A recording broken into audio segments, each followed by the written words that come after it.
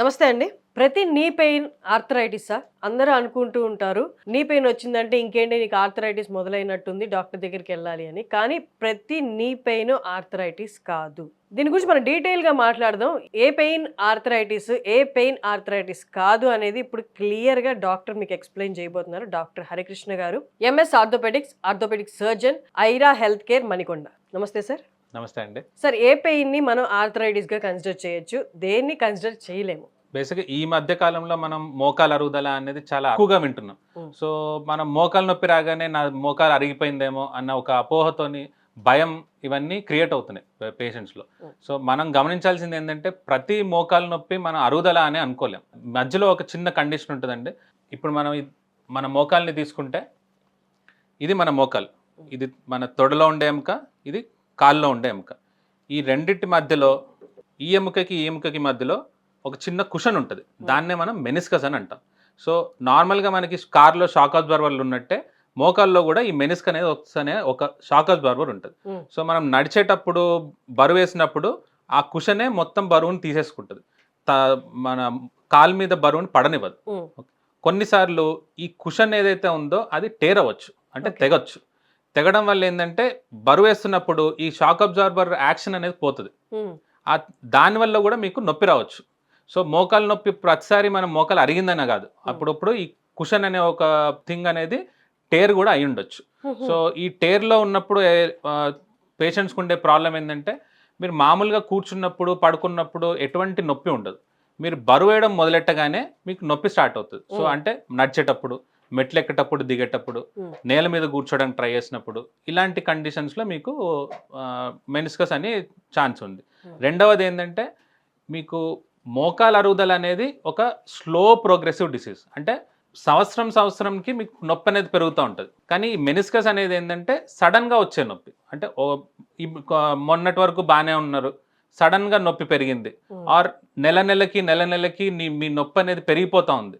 ఇలాంటివి మీకు మెనిస్కస్ అయ్యే ఛాన్స్ ఎక్కువ దాన్ ఆర్థరైటిస్. బికాజ్ ఆర్థరైటిస్ అనేది చాలా స్లో అండ్ ప్రోగ్రెసివ్ డిసీజ్ అది. సో టైం పడుతుంది మీకు నొప్పి అనేది పెరగడానికి.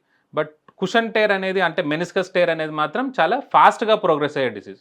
సో నెలకే మీకు డిఫరెంట్ నొప్పిలో ఇంటెన్సిటీ పెరుగుతూ ఉంటుంది. అలా మనం మెనిస్కస్ అనేది డౌట్ పడచ్చు. ట్రీట్మెంట్ విషయానికి వస్తే సార్, ట్రీట్మెంట్ విషయానికి వస్తే ఇప్పుడు ఈ కుషన్ టైర్లు అనేవి స్టార్టింగ్లో అంటే ఎర్లీ స్టేజెస్లో మనం కనిపెట్టగలిగితే సింపుల్ ఎక్సర్సైజెస్, ఫిజియోథెరపీ ద్వారానే మనం ట్రీట్మెంట్ ఇచ్చేయచ్చు. ఒకవేళ ఆ తెగడం అనేది కొంచెం పెద్దగా ఉండి మీ మధ్యలో కుషన్ అనేది మీ మోకాల లోపల ఇరుక్కుంటుంది అనుకోండి, అప్పుడు కెమెరా సర్జరీ అంటే కీ హోల్ సర్జరీ ద్వారా కేవలం మోకాలకు ఒక చిన్న ఘాటు, ఇంతే చిన్న ఘాటు, ఒక సింగిల్ కుట్టుతోనే ఒక పెన్ కన్నా చిన్న కెమెరాని లోపల పెట్టి ఆ కుషన్ని చిన్నగా సరి చేస్తాం. అంటే ఏదైతే ఇరుక్కుంటుందో ఆ ఇరుక్కుంటున్న ఆ చిన్న పార్ట్ని తీసేస్తాం. అంటే హార్డ్లీ 5% ఆఫ్ యువర్ మెనిస్కస్. అది తీయగానే అదే రోజు మీరు నడవడం మొదలెడతారు, మోకాలు మడవడం, చాపడం అన్నీ చేస్తారు, అండ్ చాలా పెయిన్ ఫ్రీగా ఉంటుంది. So right diagnosis at the right time, అది ఇంపార్టెంట్. బికాజ్ ఇది మనం ఒకవేళ నెగ్లెక్ట్ చేస్తే ఈ కుషన్ తెగిపోవడం వల్ల ఈ మన మోకాలు గుజ్జు అంటారు చూడండి, గుజ్జు అంటే కార్టిలేజ్ అని. ఈ కార్టిలేజ్ అనేది ఇది రబ్ అవుతూ ఉంటుంది ఆ తెగిన మెనిస్కస్తో. రబ్బై అది అరుగుదలకి లీడ్ అవుతుంది. సో ఈ అరుగుదల లీడ్ అయ్యే కన్నా ముందే మనం కనిపెట్టగలిగితే అరుగుదల రాకుండా మనం ఆపచ్చు. సో సింపుల్ అంటే ఫిజియోథెరపీ, లేదంటే ఒక simple keyhole surgery where only ఒక సింగిల్ చిన్న ఘాటు ఒక కుట్టుతో మీ ప్రాబ్లం అనేది క్లియర్ అయిపోతుంది. మనం పెద్ద మోకాలు రిప్లేస్మెంట్, మోకాలు మొత్తం కొయ్యడం ఇవన్నీ అవాయిడ్ చేయొచ్చు. గుజ్జు అరిగిపోయే స్పీడ్ ని మనం తగ్గించచ్చా? అరుగుదల అనేది మనం 4 స్టేజ్లుగా డివైడ్ చేస్తామండి. 1, 2, 3, 4 అని.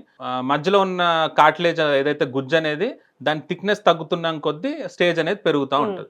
సో ఎర్లీ స్టేజెస్ లో మనం కనిపెట్టగలిగితే అప్పుడు మనం వీటిని స్లో చేసుకోవచ్చు ఆ ప్రోగ్రెస్ అన్ని. మనం ఫస్ట్ థింగ్ కింద కూర్చోడం ఆపడం, మెట్లెక్కడం దిగడం తగ్గించడం. అంటే లిఫ్ట్ ఆప్షన్ ఉంటే ఖచ్చితంగా లిఫ్టే తీసుకోవాలి. అలాంటివి చేస్తూ తర్వాత ఎక్సర్సైజెస్, మన మోకాల్లో గుజ్జు మీద పడుతున్న ప్రెషర్ని కండ తీసుకునేలాగా, సో మజిల్స్ ని స్ట్రెంథెన్ చేసుకోవాలి. సో ఎక్సర్సైజ్ ద్వారా ఈ మూడిటి ద్వారా మనం చాలా వరకు దీని ప్రోగ్రెస్ అన్ని స్లో చేసుకోవచ్చు. Coming to food sir, food particular food అంటే ఏమి ఉండదండి. ఎనీ మీ రెగ్యులర్ ఇంటేక్ తీసుకోవచ్చు, కాకపోతే వెయిట్ పెరగకుండా. అంటే మోకాళ్ళ గుజ్జుకి లేదా మనకి ఎక్కడైనా బాడీలో జాయింట్స్ మధ్యలో ఉన్న గుజ్జుకి కాపాడేలాగా లేకపోతే దాన్ని బూస్ట్ చేసేలాంటి ఏదైనా ఫుడ్ ఉందా? నథింగ్ లైక్ ఎ ఫుడ్ అండి. న్యూట్రిషియస్ ఫుడ్ అనేది ఓవరాల్ గా మీరు హెల్దీ ఉంటే every part of your body హెల్దీగా ఉంటుంది. ఓకే. అలానే తప్ప పర్టికులర్ గా గుజ్జు పెరగడం కోసం ఎటువంటి ఫుడ్ అంటూ ఏమీ లేదు.